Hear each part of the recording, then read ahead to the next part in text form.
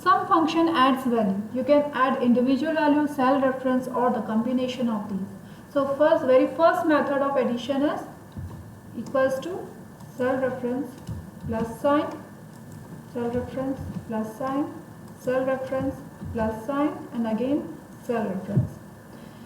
This method is going to give you addition of numbers from A1 to A4. The same thing we can do it like this also, equals to sum within bracket A1 separated with comma, A2, comma, A3, comma, A4.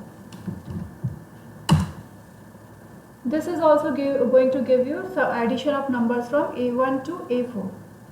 Both these methods are going to be tedious if we have to add large number of data.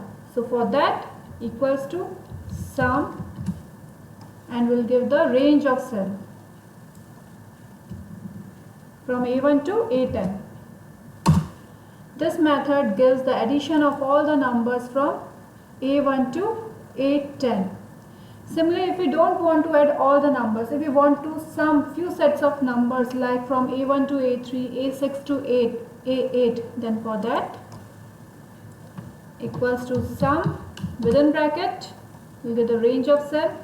Suppose I want to add A1 to A4, then comma, I want to add last 4 cell numbers, and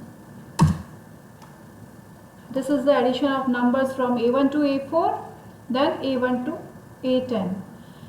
A5, A6 cells are not included in this addition. Sumif function adds all the numbers where the condition matches. This is our table in which this is employee ID, this is designation, and this is salary.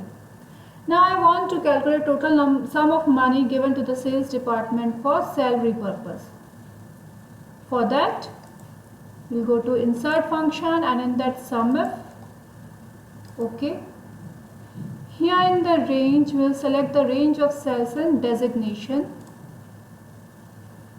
We have selected range from B2 to B11.